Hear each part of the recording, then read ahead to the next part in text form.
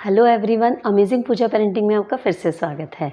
तो आज का ये वीडियो बिल्कुल डिफरेंट वीडियो है क्योंकि बहुत से मेरे पास जो कमेंट्स आते हैं उन पे जिस पे सेपरेट वीडियो बन सकता है वो तो मैं बना देती हूँ और आपने देखा भी होगा, और कुछ मेरा अंडर प्रोसेस है। और कुछ ऐसे कमेंट्स होते हैं जिन पे वीडियो नहीं बन सकता लेकिन मैं उन्हें लिख के जवाब नहीं दे सकती हूँ। तो मैंने सोचा क्यों ना आज मैं उसी पे वीडियो बना लेती हूँ जिसमें आपके डाउट्स मैं क्लियर कर दूँ, कुछ कमेंट्स के मैं जवाब दे दूँ। बट इन सबसे पहले मैं धन्यवाद देना चाहूँगी मेरे उस फैमिली कॉन्फ्रेंड्स को जो मुझे नेगेटिव कमेंट्स करते हैं, क्योंकि वो करते तो मुझे बहुत नेगेटिव कमेंट्स हैं, लेकिन वो नेगेटिव कमेंट्स करने के लिए भी वो एटलीस्ट मेरा वीडियो तो देखते ही हैं ना। तो उसके लिए उनका बहुत बहुत धन्यवाद कि वो मेरा वीडियो देखते हैं। उनको मैं गलत लगती हूँ तो वो कमेंट करते हैं, वो उनकी सोच है और मैं अपनी सोच से चलती हूँ। क्योंकि नेगेटिव कमेंट करने वाले के 1% हैं, तो मुझे थैंक्स देने वाले और मेरी बात को समझने वाले या मेरे को शुक्रिया देने वाले 99% लोग हैं। तो मुझे उससे कोई फ़र्क नहीं पड़ता कि वो क्या बोलते हैं। और अच्छा है, जिसका नाम होता है वही तो बदनाम होता है। तो आपका बहुत बहुत शुक्रिया, और आपको जैसा फ़ील हो, आपको जैसा लगे आप कमेंट करिए, कोई बात नहीं। तो और अब हम अपने पॉइंट पर आते हैं कि सबसे पहले मैं आपको ये बता दूँ कि जो मैं वीडियो बनाती हूँ, मैं किसी को ये नहीं बताती हूँ कि मैं बिल्कुल सर्टिफाइड डॉक्टर हूँ या ऐसा कुछ हूँ। Just I am giving a advice. मैं अपना ओपिनियन रखती हूँ जो मैंने लाइफ में देखा है, महसूस किया है, और जो मेरी क्वालिफ़िकेशन के थ्रू मैं जो समझती हूँ, जो मुझे अच्छा लगा अपने जीवन में, वो सारे मैं इस पे शेयर करती हूँ अपनी चीज़ों को। तो मैं जस्ट एक एडवाइस देती हूँ, जो बहुत लोगों की ज़िंदगी में बहुत से बदलाव लाता है, उनके डाउट्स क्लियर करता है, उनके टेंशन्स दूर करता है, जो वो किसी से भी बात करके उनकी वो जो कन्फ्यूज़न होता है वो ख़त्म नहीं होता है। तो I am just giving a advice. मैं एडवाइस देती हूँ, सलाह देती हूँ। वो जिसकी मर्ज़ी है उसको माने, जिसको मर्ज़ी नहीं माने। बहुत से लोग हमें ज़िंदगी में मिलते हैं जो एडवाइस देते हैं। हमें सही लगती तो हम मानते हैं ना, और नहीं लगती तो हम नहीं मानते हैं। तो बस उसी तरह से मैं वीडियोज़ बनाती हूँ। तो सबसे पहला जो कमेंट मैं ले रही हूँ वो ये है कि जब हम बच्चे को पूरा वक़्त दे रहे हैं, तो दूसरे बच्चे की क्या ज़रूरत है? बिल्कुल सही बात है, और आप भाग्यशाली और आपका बच्चा भी भाग्यशाली है कि उसे आपका पूरा वक़्त मिल रहा है। आप उस पे पूरा फ़ोकस कर रहे हैं। You are a very good mother, you are very good parents, ठीक है? लेकिन आप एक बात बताइए कि जब आप खुद परेशान होती हैं, कोई बहुत खुशी की बात होती है, टेंशन होती है, या कोई आपको किसी से सलाह लेनी होती है, डिस्कस करना होता है, तो आप किसके पास जाते हैं? अपने बच्चे के पास में, या अपने फ्रेंड, या अपने माता-पिता, भाई-बहन, ऐसे किसी क्लोज़ के पास में, जिससे कि आप उस तरह की बात कर सकते हैं, वो कोई भी हो सकता है। तो फिर आप जब अपने बच्चे को इतना प्यार करती हैं कि उसकी हर परेशानी के लिए आप खड़ी हैं, तो आपकी भी हर परेशानी के लिए फिर तो वो खड़ा होना चाहिए अभी। तो आप उससे बात क्यों नहीं करती हैं? शायद मुझे लगता है आपको जवाब मिल गया होगा। तो जिस तरह से आपको आपके बराबर का कोई बंदा चाहिए होता है अपनी बात के लिए, इसी तरह से आपके बच्चे को भी अपने बराबर का सिबलिंग या अपने बराबर का कोई साथी चाहिए होता है, जिससे वो अपने मन की फीलिंग को शेयर कर पाए, वो खेल पाए, उतना मज़े कर पाए। आप कैसे सोच सकती हैं कि एक छोटा-सा बच्चा और आप इतने बड़े, आप उनके साथ कैसे कोऑर्डिनेट कर सकती हैं? वो आपके साथ खेलेगा, मज़े करेगा, सब कुछ करेगा, लेकिन उसे अपनी वाली फीलिंग अपने बराबर के फ्रेंड्स के साथ आती है। इसीलिए तो बच्चे पार्क में जाते हैं खेलने के लिए, या कहीं बच्चों का जहाँ ग्रुप होता है, अपन भी कहते हैं बेटा ठीक है अब जाओ। स्कूल जो वो बच्चे जाते हैं तो अपने बराबर के फ्रेंड्स के साथ देखो कितना मज़ा करते हैं, मस्ती करते हैं, झगड़ते हैं, प्यार करते हैं, सब कुछ करते हैं, ज़िद भी करते हैं। वो उनके लिए, उनके पूरे डेवलपमेंट के लिए बहुत-बहुत ज़्यादा ज़रूरी है। आप कभी देखना आपके साथ वो बच्चा रहता है तब वो कैसा होता है, किस तरह बिहेव करता है, और अपने ग्रुप के अंदर जब सेम एज ग्रुप के साथ होता है तो कैसा होता है? आपको आपका जवाब मिल जाएगा। सेकंड कमेंट है कि 38 साल की हो गई हूँ, 40 साल की हो गई हूँ, 35 साल की हो गई हूँ, या 30 साल की हो गई हूँ, मैं बच्चा कर सकती हूँ क्या? तो देखिए, सबसे पहली बात कि ये पॉइंट ऐसा है जो आपको डॉक्टर से कंसल्ट करना चाहिए, क्योंकि सिर्फ एज फैक्टर नहीं होता है, सिर्फ एक एक एज ही एक बात मैटर नहीं करती है, आपके हेल्थ इश्यूज़ भी मैटर करते हैं। कई ऐसी होती हैं फीमेल जो 25 साल की हैं, but they are not able to give birth to a baby, okay? तो ऐसे ही अगर आप 40 की और आप हेल्दी हैं और आप बच्चा कर सकते हो तो कोई प्रॉब्लम नहीं है, लेकिन ये बात आपको आपके डॉक्टर ही बताएँगे। तो एक अच्छे डॉक्टर को कंसल्ट कीजिए और वही आपको सही राय दे सकते हैं। तो एज मैटर नहीं करता, आपकी हेल्थ मैटर करती है, ओके? अब इसका एक सबसे बड़ा एग्ज़ाम्पल ये है कि पंजाब का एक बहुत बड़ा सिंगर है जिसकी अभी कुछ साल पहले ही रिसेंटली उसका मर्डर कर दिया था कुछ लोगों ने। तो बहुत फेमस आपको नाम मिल जाएगा। वो अपने माता पिता का इकलौता बच्चा था और शायद 10 से 15 दिन पहले ही पेपर में न्यूज़ आई थी कि उसकी मम्मी ने एक दूसरे बच्चे को जन्म दिया है जो कि 60+ थी। अब आप सोचिए, आप कहती हैं मैं 35 में 40 में कर सकती हूँ क्या? उन्होंने 60 के ऊपर वो बच्चा किया है। डेफ़िनेटली एक पूरी प्रोसीजर हुई होगी उनके मेडिकल्स की, क्योंकि ये तो एक नेचुरल थिंग नहीं है। लेकिन उन्होंने सिर्फ़ बच्चा इसलिए किया क्योंकि उनका इकलौता बच्चा था और वो चाहते थे कि हमारे एक बच्चा और आए, हमारा तो कोई बच्चा ही नहीं है। तब उन्होंने इस एज में दूसरे बच्चे के लिए एफ़र्ट्स किए और उनके एक बेटा हुआ और वो इस चीज़ को मान रहे हैं कि हमारे इस बच्चे के रूप में हमारा पुराना बच्चा ही मेरी गोदी में फिर से आ गया है। अपनी-अपनी सोच है। अगर वो पहले से 2 बच्चे या 3 बच्चे उनके होते, तो इस एज में उनको दूसरा बच्चा करने की ज़रूरत नहीं थी।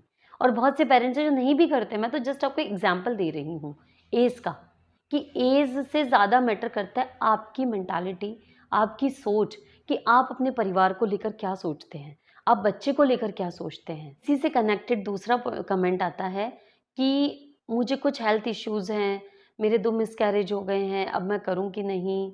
इस तरह के जो भी सवाल हैं, मेरी आप सबसे प्रार्थना है कि इन सब के जवाब आपको सिर्फ़ और सिर्फ़ डॉक्टर ही दे सकती हैं, मैं नहीं दे सकती हूँ। अगर मैं डॉक्टर होती, तो भी मैं नहीं दे सकती हूँ, क्योंकि जब तक कोई डॉक्टर फ़िज़िकली आपकी रिपोर्ट्स को नहीं देखेगा, आपके टेस्ट नहीं करवाएगा, आपसे डिस्कस नहीं करेगा, जो डॉक्टर्स हैं, जो यूट्यूबर्स हैं, वो भी आपका जवाब नहीं दे सकते हैं।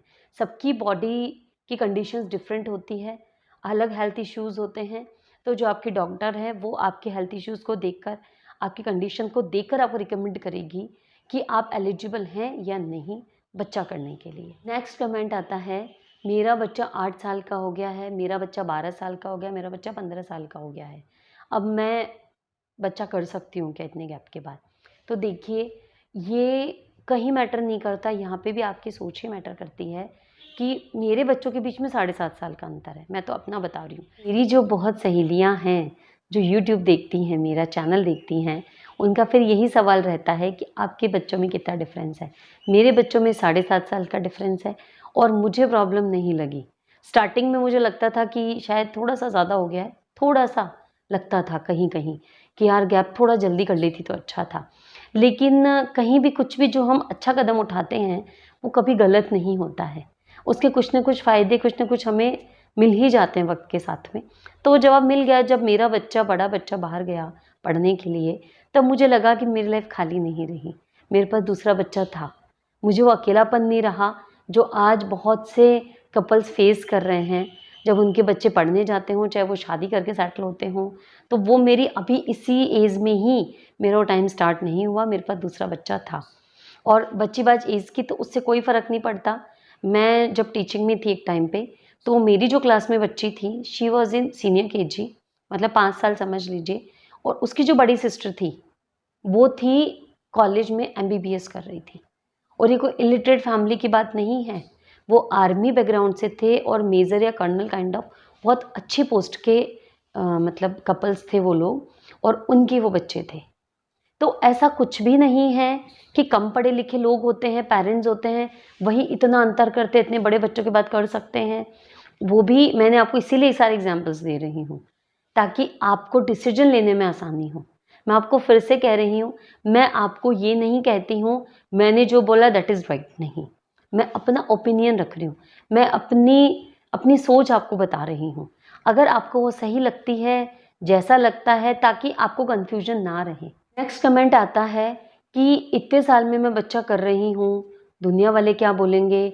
अब मैं प्रेग्नेंट हूँ, मैंने कंसीव कर लिया है, लेकिन मैं अबॉर्शन करा रही हूँ, या मैं करवा चुकी हूँ, या मैंने करवा दिया था क्योंकि बच्चों में इतना अंतर हो गया था।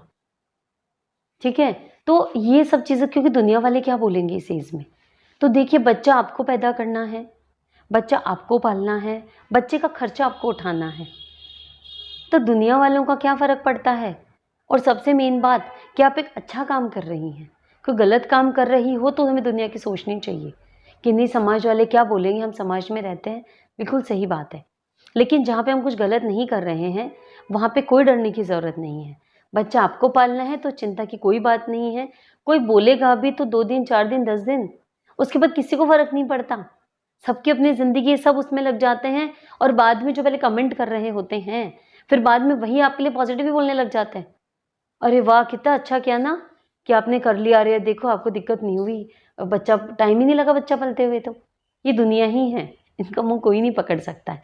तो आपको निर्णय अपनी समझ से लेना है, अपनी सोच से लेना है, ना कि दुनिया के बोलने से, ना ही मेरे बोलने से। नेक्स्ट सबसे इम्पोर्टेंट जो कमेंट आता है, वो आता है कि मेरी बहुत सी सहेलियाँ इस तरह के कमेंट करती है कि मुझे भी पढ़ के बहुत दुःख होता है कि हमारे अरे मैंने आपका वीडियो अभी देखा, पहले देखती तो अबॉर्शन नहीं करवाती और मैंने बच्चा गिरा दिया।